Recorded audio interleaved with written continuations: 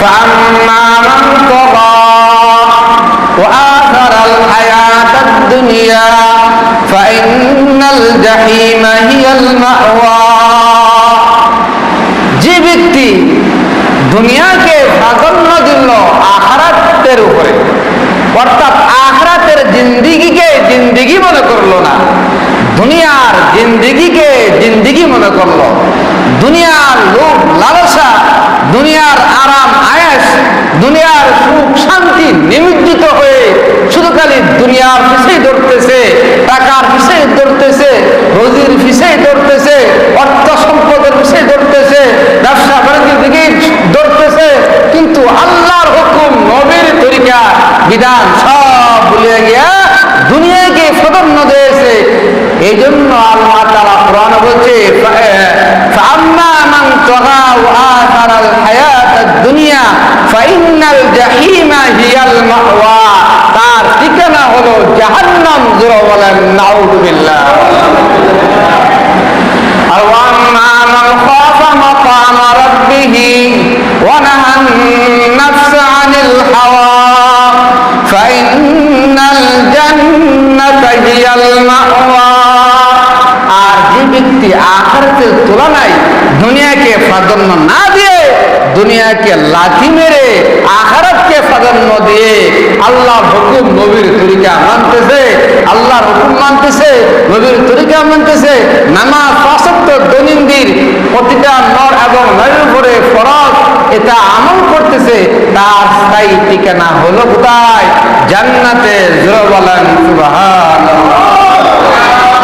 মুহতারাম হাজরিন, আমরা যে দুনিয়া দুনিয়া করতেছি, দুনিয়ার পিছনে দৌড়তেছি, দুনিয়াকে মহব্বত করতেছি, দুনিয়াকে ভালোবাসতেছি, এই দুনিয়া আমাকে লাঠি মারবে, এই দুনিয়া আমার আপন না, এই দুনিয়া আমার আপন না, এই অর্থ সম্পদ আমার আপন না, এই টাকা পয়সা মিল পেট্রোলিকা পট্টালিকা এটা আমার আপন না, আমার গাড়ি বাড়ি নারী আমার আপন না, আমার আপন একমাত্র হলো কি?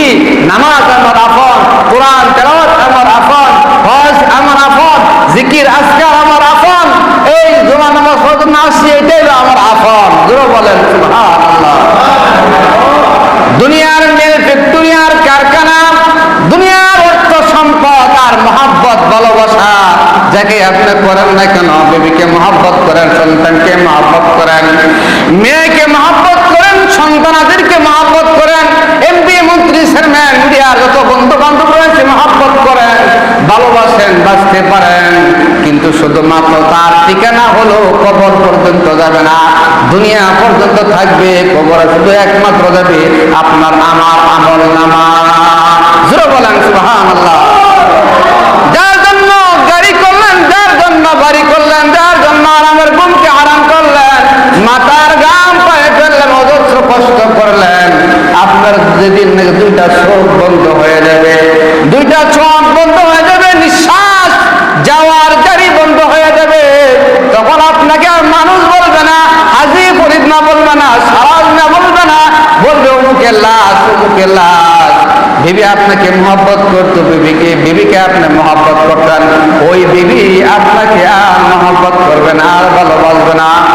একদিন দুদিন বাড়িতে না আসলে, একদিন পরে আসলে বিবি আপনাকে জড়িয়ে ধরতো আর কাঁদতো, ও আমার কনের স্বামী আপনি কোথায় ছিলেন এতক্ষণ, আপনার মহব্বত আর ভালোবাসা, আমি তো বিমল, আমি তো এখনো ভাত খাই নাই, কোনো ঘুমাই নাই, আপনার অবস্থার জন্য রয়েছে। এমনকি যখন আপনার চোখ দুইটা বন্ধ হয়ে যাবে, দুনিয়া থেকে আপনার প্রাণ পাখি উড়ে যাবে, চলিয়া যাবে, আপনাকে মানুষ লাশ বলবে, মুর্দা বলবে, ওই আপনার মহব্বতের স্ত্রী আপনাকে আর মহব্বত করবে না, ওই দিন ওই স্ত্রী আপনাকে জড়াইয়া ধরবে না, আর ভালোবাসবে না। স্ত্রী বলবে, ও এলাকার মানুষেরা কে আছো তোমরা, আমার স্বামী দুনিয়া থেকে বিদায় হয়ে গেছে, মারা গেছে, আমার স্বামীকে ঘর থেকে বের করে উঠানে নিয়ে রাখো।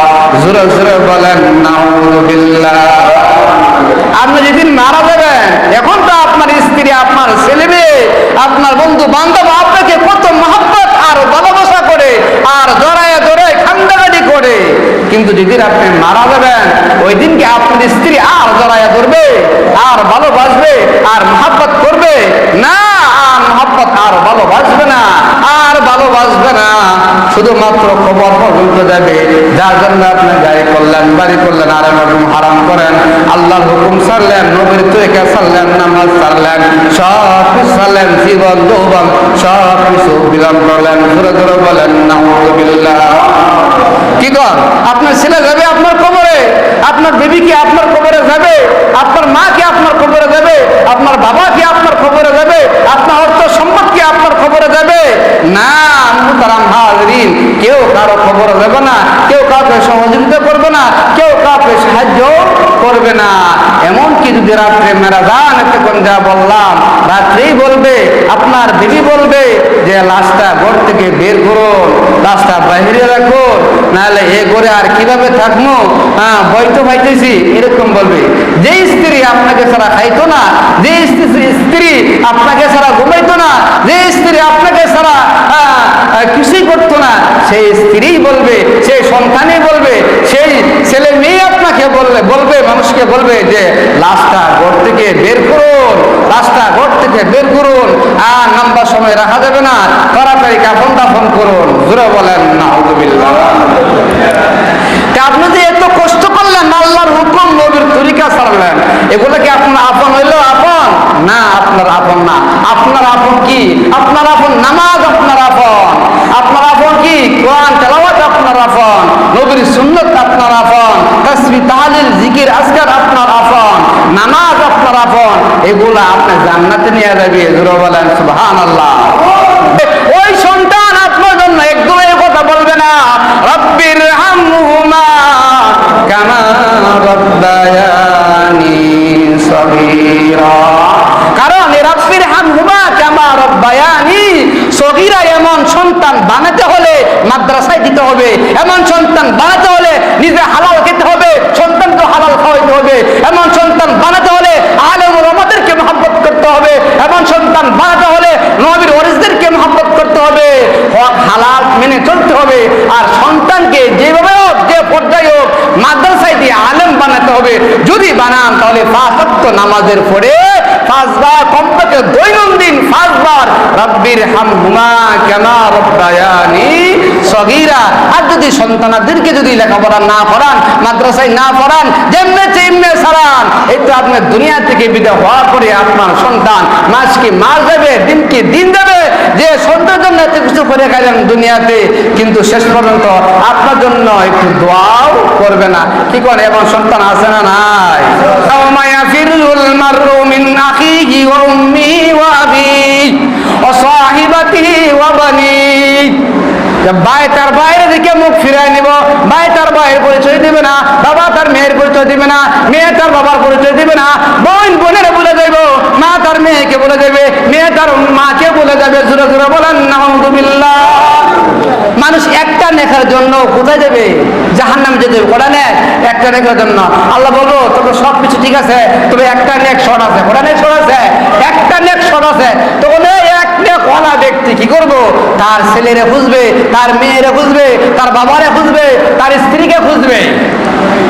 কে বলবো? ওই ছেলে দুনিয়া থাকতে আরামের ঘুম হারাম করে মাথার গাম পায়ে বলে রাত কি রাত জাগরণ থাকে, আমি তোমাকে বড় করেছিলাম, মানুষ বানিয়েছিলাম, হ্যাঁ আমাকে একটা নেক দাও। তখন তার সন্তান বলবে আমি দুনিয়া থাকতাম বটে, আমার বাবাই ছিল না। জোরে বলেন নাউযুবিল্লাহ।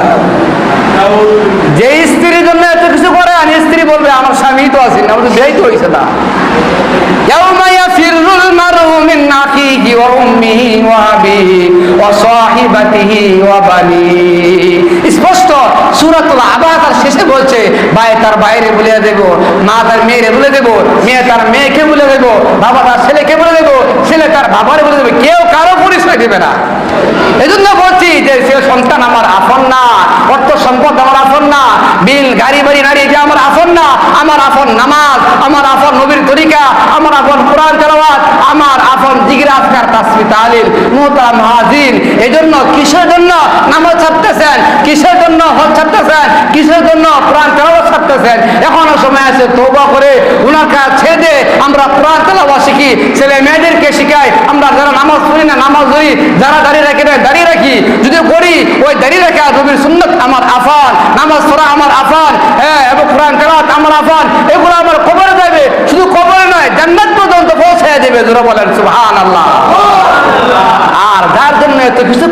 গাড়ি বাড়ি নারী অর্থ সম্পদ ছেলে সন্তান বিবি কোনো কিছু আমার আপন না, শুধুমাত্র খবর পর্যন্ত যাবে, দু একদিন খান্ডাখানি করবে, এরপরে আর খান্ডাখানি করবে না।